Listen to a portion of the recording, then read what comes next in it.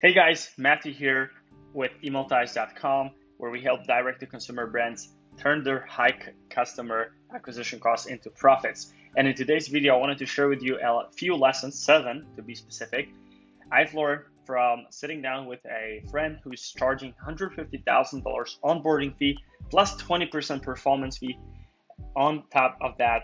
And yeah, let's get straight to it. A little background about the onboarding fee. Depending on the business model you have and the offer structure, I do believe onboarding fee is very important. In our case, every time a client comes in, the kickoff call is usually very quick. Obviously, it's not our first conversations that we have, and can be as quick as 15 minutes. But the entire team spans combined 30-40 hours during the first week or two in your account, studying your brand, crafting first copy, designs, learning about your brand more and the story behind it, checking out if the integrations are working, etc., etc. So in his case, obviously, he's talking to high net worth individuals. If it's 20% performance, 150K just for the onboarding. And here's also a quick fun fact.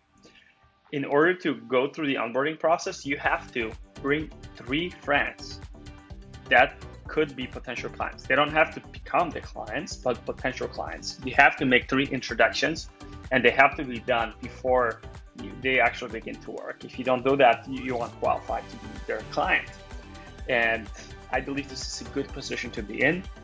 And obviously, I have to say from the very beginning, your service needs to be exceptional. You have to have enough proof to charge that amount of money. So he's been doing this for years. He is definitely an excellent entrepreneur, constantly learning. And let's get to the room we were in, or the club we were in. It's a downtown Beverly Hills, or central Beverly Hills.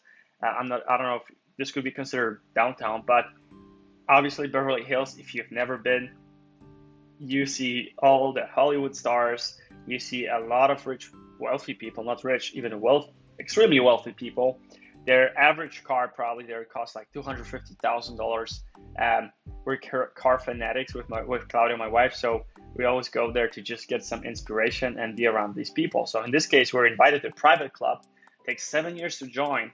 The wait list currently 7 years, and we're sitting with 9-figure entrepreneurs. Some of them were close to $1 billion in net worth, investors and actors. There were some actors as well.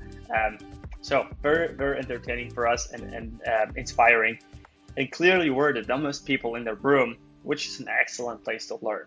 So we took out our notepads and we started learning. Here are the lessons. Lesson number 1, you can have 10 clients and make as much profit as having 100 clients. And you need to decide early what's the path you're choosing. So let me explain.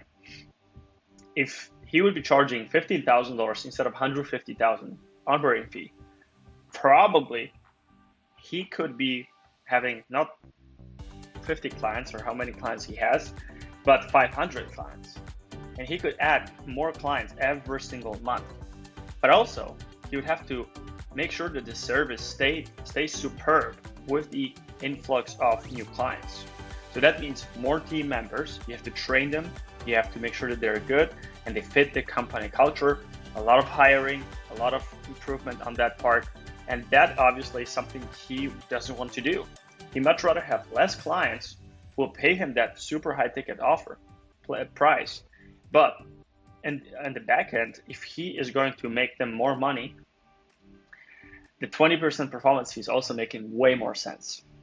So you have to decide early if you want to do that. Build processes, aka systems, and delegate the procedures. So you have to, as a business owner, create a process that is something that you do for every client. And then the procedures, like step by step, how to do it, can be delegated or outsourced to someone else. And you need to focus on that because a business is pretty much a system. Number 3, find mentors and coaches early on and continue to do that throughout the journey. He also reads a lot. He recommends everything by the EOS series, like Traction, the EOS system. There's a new book coming out soon. So everything like that, it's a lot more like a workbook. It's not a book that you read and you're done, like a workbook. So continue to read, continue to learn, and be around people. He invests every year multiple six figure into joining clubs. Like one of the clubs he joined is Ferrari Club. He's at a point where he can obviously afford a car like that. And but here's the benefit of it: not every Ferrari owner will join the club. And if you join the club, yes, there's a lot of people that are probably way older than you, depending on where you get your Ferrari. You might get your Ferrari in your 30s or 40s, and there will be probably people in their 60s and 70s still operating a business. Sometimes they do. I know quite a few, not a lot, but quite a few entrepreneurs who are in their 80s and they're in amazing shape, riding bike like every other day for 50 to 100 miles, and they're 8, 9, or 10-figure business owners, and they're still very active. They just love it. So by investing in yourself, reinvesting in yourself, you get to meet a lot of people, and that brings business in the long term. Keep going. You might be just right here, and if you give up, you lose on all that growth. Remember that every single day and keep going. Have a scheduled time to unwind and reconnect with your partner or family. I think it's pretty good and underrated. Pretty good. It's highly underrated, and especially for us with Claudio, where we basically don't know when we work, when we don't work, because we still have a fairly small apartment. Our kitchen table's our office. So I have here my notebooks, I have here my laptops usually, and we never know when to stop, because it's so easy to walk. If we constantly walk through the kitchen, even on the weekends. So it's very tempting to open your laptop, go through the email, open that Slack channel, write a sales letter, do something for your clients.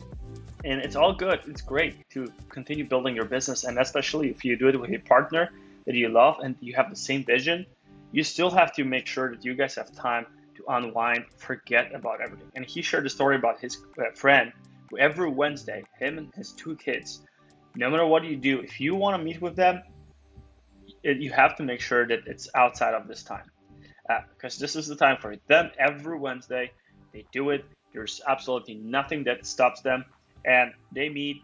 They usually go out or they cook at home, spend time with the kids, go to cinema, watch a movie, whatever that is, something that's entertaining, but also you can have a conversation about anything not business related.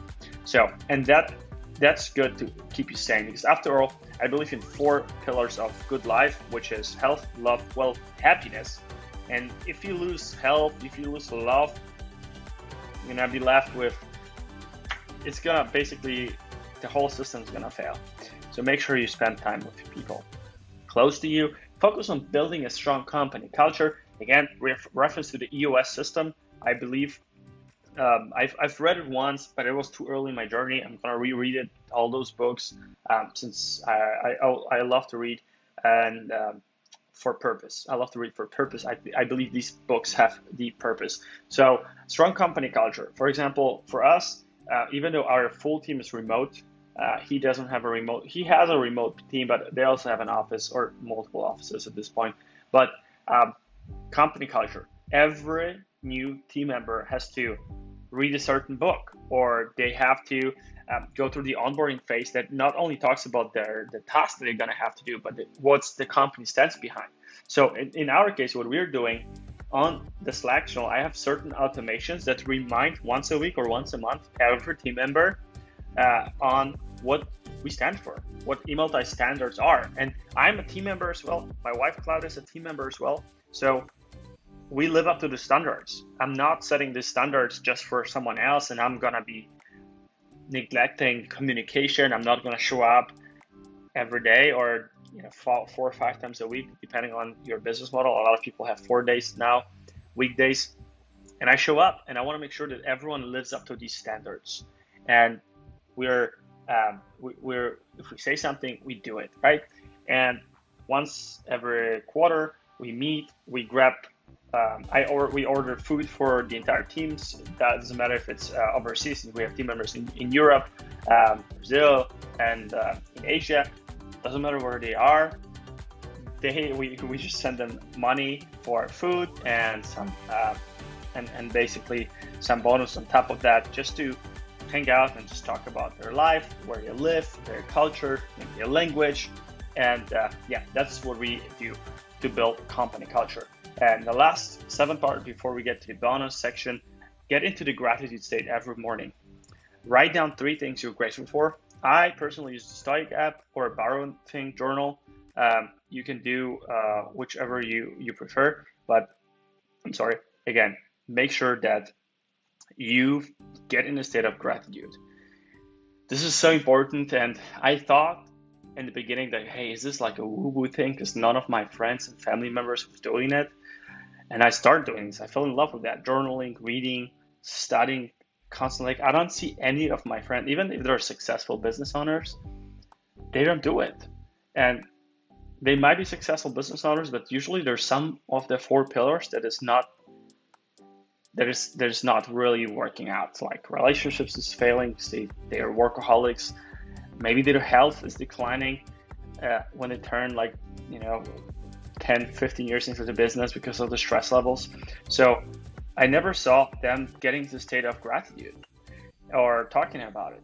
And I started questioning it.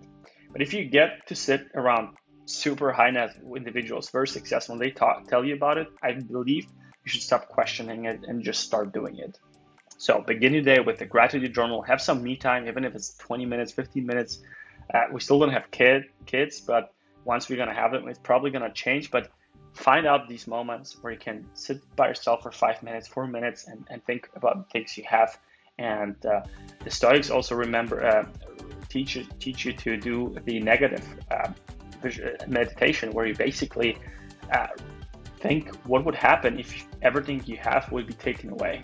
Would you be sad, or should this not force you, but lead you to be grateful for what you have and appreciate every moment? A bonus here that adds to it from a book, but I feel it perfectly fits into that conversation that we had: desired outcome, and one way to do it, and with the second option to the right. So on the left hand side, maybe I can make it a little bit bigger. You have a desired outcome and you have only one path towards a desired outcome. Let's say you want to lose weight and you want to get to 8% body fat. So you choose CrossFit, but you get injured. So before you get to the next stage, you fail. You don't have any other way to do it because you set up your mind to CrossFit. You invested everything into the equipment, membership for 1 year, and now you're injured. You can't do this. You failed, you're done. Your dream outcome will never happen. But what if you have a desired outcome, and if you injure your shoulder, you can't do CrossFit, but you still have cardio, you can ride a bike, you can hike, you can exercise you can walk stairs, whatever it is, to get to that desired outcome and improve, obviously, the situation. So fail once, but keep going. I hope it wasn't too boring of a video, and I would love to hear your feedback on how you keep your mindset strong, positive, and what are the lessons you've learned, the best lessons you've learned about entrepreneurship and good life. Thanks, guys. Talk to you soon.